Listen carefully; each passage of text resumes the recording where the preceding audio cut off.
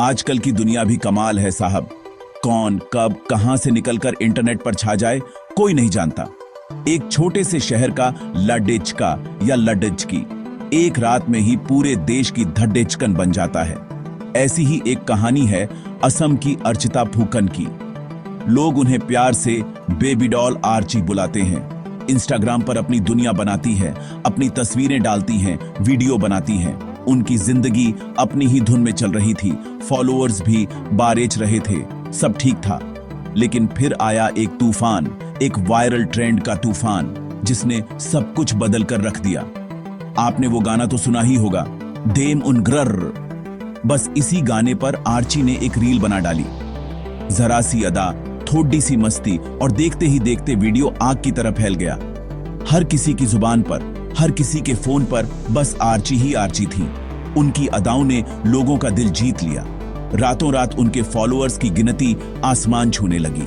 लोग उन्हें असम की बेबी डॉल कहने लगे। यह वो पल था जब एक आम सोशल मीडिया इन्फ्लुएंसर एक सेंसेशन बन गई। इंटरनेट की दुनिया ऐसी ही है, एक क्लिक में किस्मत पलट देती है। अर्चिता की इंस्टाग्राम प्रोफाइल उनकी कहानी खुद बयां करती है।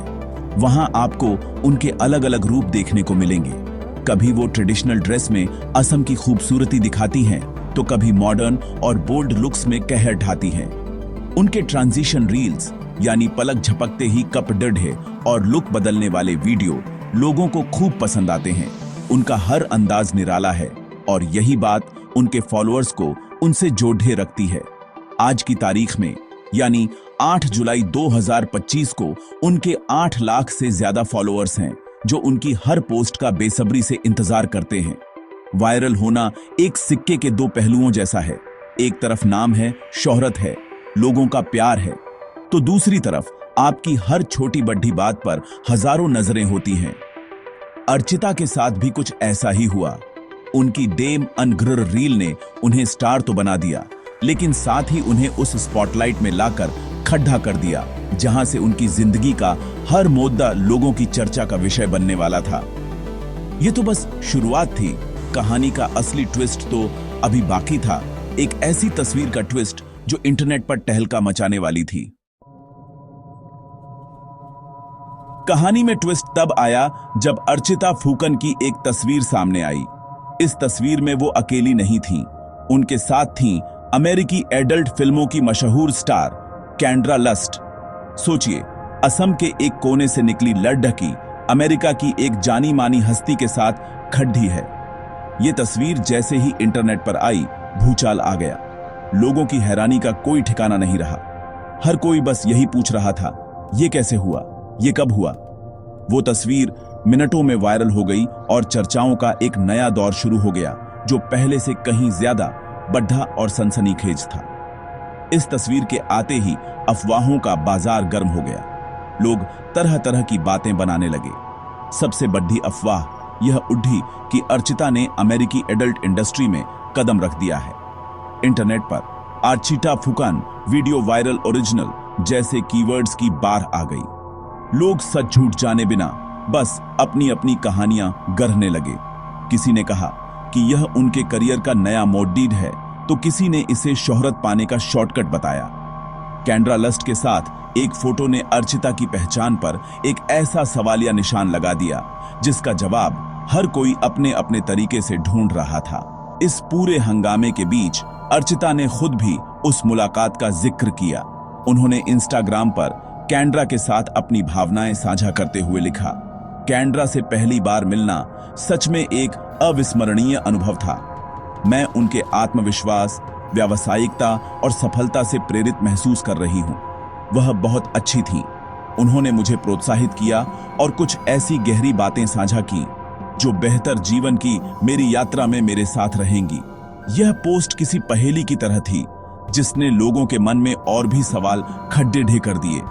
उन्होंने मुलाकात का जिक्र तो किया, पर अफवाहों पर सीधी सीधी कोई बात नहीं की। अर्चिता की पोस्ट ने आग में घी डालने का काम किया। उनके शब्दों में कैंड्रा के लिए सम्मान तो था, लेकिन अफवाहों को लेकर कोई सफाई नहीं थी। उन्होंने न तो यह कहा कि वो इंडस्ट्री ज्वाइन कर रही हैं और न ही इससे साफ साफ इनकार किया। यह चुप्पी लोगों को और बेचैन कर रही थी। क्या यह एक नए सफर की शुरुआत का इशारा था, या फिर यह सिर्फ एक फैन मोमेंट था जिसे लोगों ने गलत समझ लिया? कहानी अब एक ऐसे मुद्दा पर आग खद्दी हुई थी जहां सच और अफवाह के बीच की लकीर बहुत धुंधली हो चुकी थी। जब भी कोई चीज इंटरनेट पर जरूरत से ज्यादा निखूत या चौंकाने वाली लगती है तो शक की सुई एक नई तकनीक की ओर घूम जाती है जिसका नाम है एआई यानी आर्टिफिशियल इंटेलिजेंस।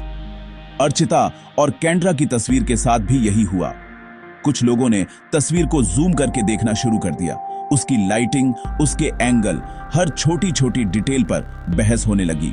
सोशल मीडिया पर एक नई चर्चा छिड़ाज गई कि कहीं यह तस्वीर असली है भी या नहीं।